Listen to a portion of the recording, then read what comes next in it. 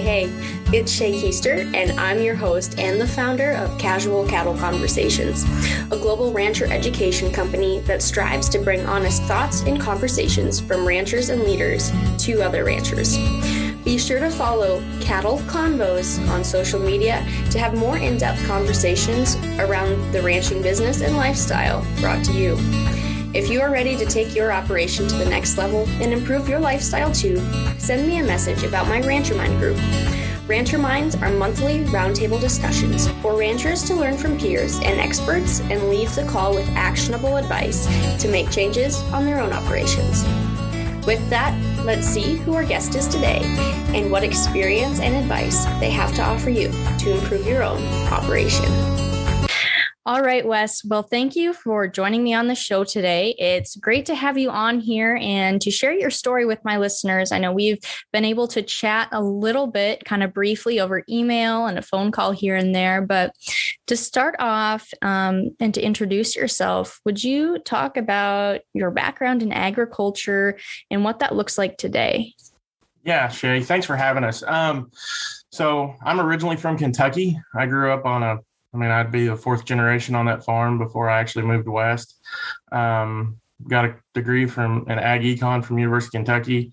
Went to work for the Charlotte Association for 6 years as a territory manager in Texas and Arkansas and Oklahoma and Louisiana. And then I've been with Gallagher since 2015 as a territory manager in Missouri.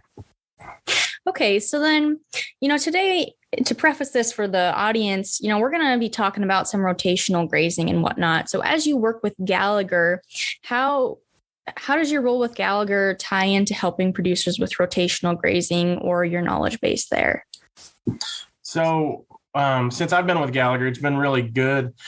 And it's been incredibly interesting to see how that has evolved from when I was young. And there's been quite a bit of rotational grazing done in Kentucky for a long time. And then when I got to go to Texas to see how they kind of adapted it to their needs, and then now here, but it just seems like it's a technology and a practice that just keeps evolving. With Gallagher, I kind of feel like my role is to help producers, both by educating where they go and buy products, educating the staff there, as well as educating the actual consumer, the guy on the ranch. Different techniques I've seen, different things. And there's always different ways of doing things. And it's kind of neat to go different places and see how other people are doing it. Well, absolutely. And that's something that we talk about a lot on this show is there's more than one way to achieve your result, to achieve success on your ranch. So what in your territory, what states are those? How big is that? What does that look like? So I cover all of the state of Missouri, and then I cover Southern Illinois. So, with Missouri, we've got a very diverse state. The north part of the state does a lot of row crop, a lot of agronomy-based ag, and the southern part of the state is very much cow-calf oriented. It's a little rougher topography, got the hills and hollers, and so it's a little more suited for cattle production. So now this might be a little bit of a loaded question because you already said you run a diverse territory, but what are some of those challenges that producers in your territory face when it comes to the grazing side of things? So the biggest challenge just right out the bat is fescue. It's dominant in my state from top to bottom. And managing that, even though it is a wonderful grass and can be great to have, it does come with its own management challenges. But that's one of the biggest things. But the other side of it is from north to south, we struggle with, different types of grass, different soil quality. Northern Missouri, I think you could get a drop of rain and grow something there. The soils are so good, but you get into southern Missouri, there's a lot of rock. And so the challenges that go with not only, what grasses thrive there, but what products we can use to even put in the ground. It's hard to step a post in if it's on solid rock. Do you want to dive deeper into some of those challenges that fescue is creating for people in that area? Yeah, and it's pretty widespread. I think anybody that's ever had fescue on the ranch or on the farm understand that, it requires a little more management. What I think I'm pretty heartened to see here is guys are kind of going back to some of the native grasses of Missouri. They're going back and they're looking at why if something was here before we decided to remove it. And I saw that happening in Texas when I left down there too. Those guys were looking at native grasses and how they could go back a little more into what thrive there naturally. But there's a lot more focus being put on cool season grasses, warm season grasses, and trying to introduce some more variety into their pastures and grazing systems. A couple years ago, you never heard of anybody grazing turnips or grazing carrots. And now it's just kind of part of it. I mean, everybody just kind of accepts it, and it's, and the guys that do that have seen a lot of success. Yeah, that is something, grazing's been talked about a fair amount on this show. And with my animal science degree, that's something that was touched on there too. So we're going to stay on the fescue topic a little bit. Now, from a rotational grazing standpoint, what do some of those strategies look like as far as managing that fescue? You talked about trying to bring back some of those native grasses. So what are some of those specific strategies that you see farmers and ranchers implementing on their operations to control that fescue and bring some of those native grasses back? What are you seeing people doing that's been working? So what I think is a lot of guys have had some success with is they've been able to, implement and add, like we'll say with warm season grasses, that's when fescue really kind of goes dormant, and it's kind of a struggle to deal with. You're not getting a lot out of it. But the biggest problem with fescue is once it kind of gets stemmy, cattle don't want to eat it. It's a rough, very coarse plant. So they'll immediately try to eat everything else around it. So as long as those guys, if they're doing a rotational grazing and they're doing one that's very highly managed, they're moving cattle frequently, they're able to keep ahead of that and keep that fescue eat down where it doesn't ever really get stemmy. It doesn't really get coarse. And then, they introduce in the summertime here, we have a lot of clover, which brings some other challenges with it as well, like bloat. But it is you add that in with the mix and it does a good job for them. And then when you get into fall, there's hard to beat that stockpile fescue, and more guys, it's a lot cheaper to let the cow eat the grass than it is to, cut it and bale it. So, the stockpile of the fescue and putting it back and reserving it for later has become real popular as well. Okay, so you talked about, adding the clover into the mix. So are you seeing a lot of people kind of trying to replant some of those grazing grounds with more native mixes, or what are you seeing on that front? Or are they using more just grazing strategies in general to shift the plant communities? I think you're seeing just a shift, but there's quite a few people that have latched onto the idea of the native grasses and just trying to find that balance. But you see on the other side of the coin, there's a lot of guys that they'd rather burn all the clover out of the field and they don't want to see it anymore. So it's like you said earlier. It's what works for you. The guys that are really serious about it, that are really looking at the dollars and cents and the bottom line, are trying to figure out how to manage and, maintain what they've got without adding extra chemicals, without extra work, without extra time through the field with diesel, the cost that it is now. Yeah, that extra fuel cost is really a burden for a lot of people right now. Yep, that is correct. So you made the comment about, one part of managing fescue was a little more having a higher management or maybe a higher intensity grazing system where you're moving more frequently. Are you seeing individuals do that with permanent paddocks and permanent fence, or do you recommend more like the temporary fence all the time? Because I know there are a lot of varying opinions on that, and it does depend on, how diverse your operation is in itself and where you're at from a labor standpoint. So what are you seeing from the fencing aspect of it, and what do you kind of recommend? So I'll start with the back side of the question and work my way forward. As far as a recommendation, I tell everybody you need to do what works best for you. I've got some customers I've dealt with over the years. I've got a gentleman in Southeast Missouri.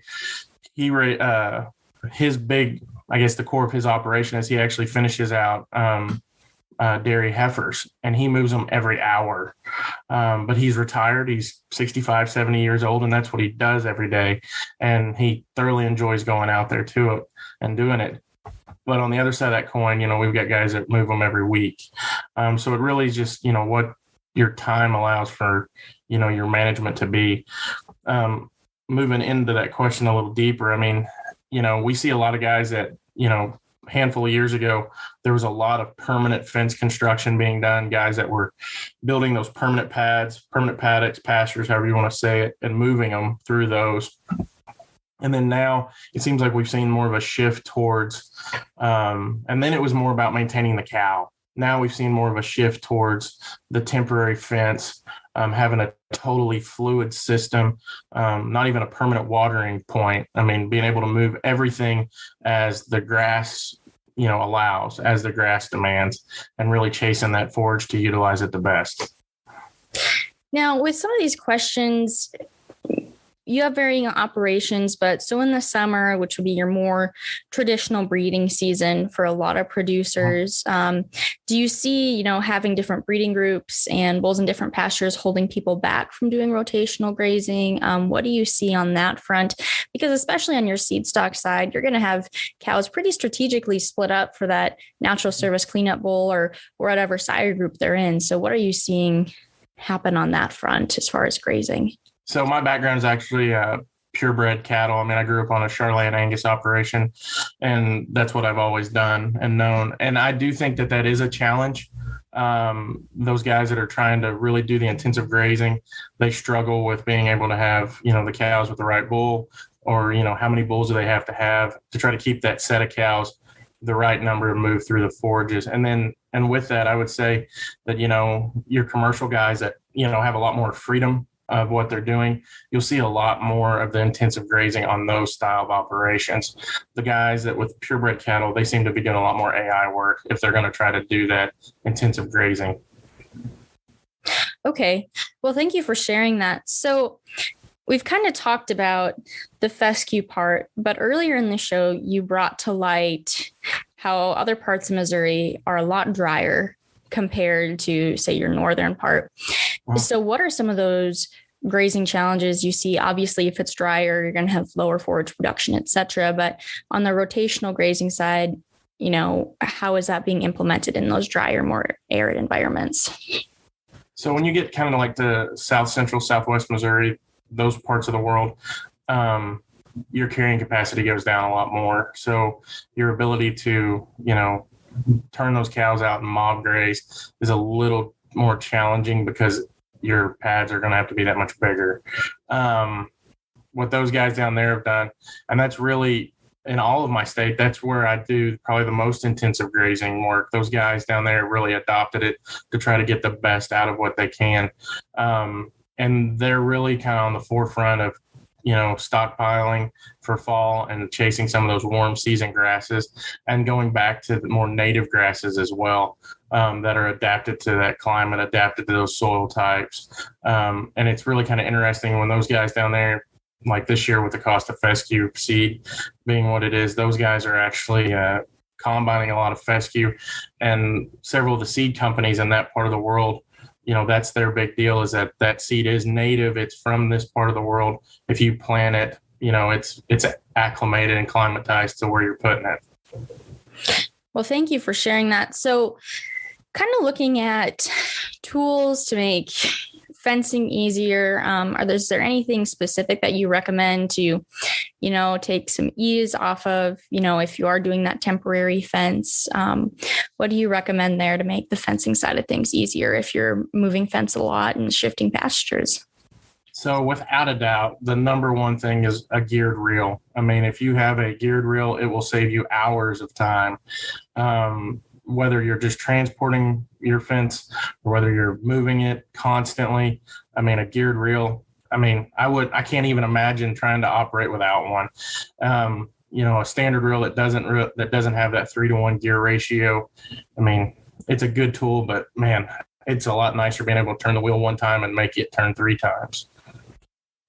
Well, thank you for sharing that. So looking at, you talked about how some producers manage, making sure there's water sources as they move pastures, but what other solutions are you seeing there as far as maybe the most efficient method moving water systems or making sure there are water systems as you rotationally graze on those more intensive units?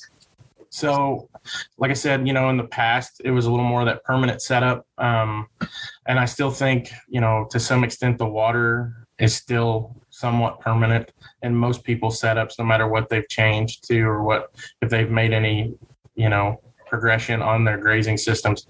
But we are seeing a lot more guys that are willing to, pull water lines above ground and put out stock tanks with floats and go that route to truly chase that grass the way it needs to be. And you see more of that than you ever did before. But I would still say, of the water tanks that I sell, most of them are going into a permanent system, and guys are, putting a water tank and then building that grazing system around it. Okay.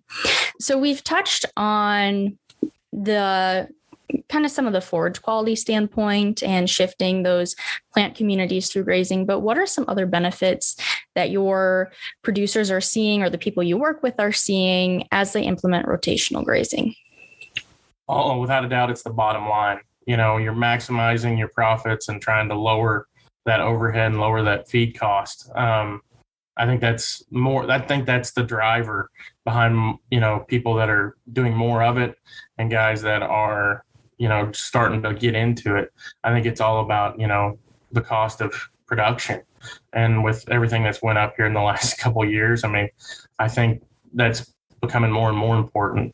If you can lower your feed costs, if you can lower, trips through the field with a tractor and a baler just by stockpiling, I think that's really kind of shocked people what kind of dollars they can save.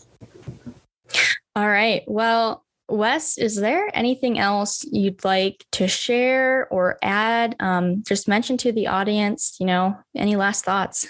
Yeah. As far as grazing goes, like we've talked, you need to do what works best for you, but I just, suggest to anybody, just try it. Get out there. It's not rocket science. There's all kinds of information out there, available on the internet.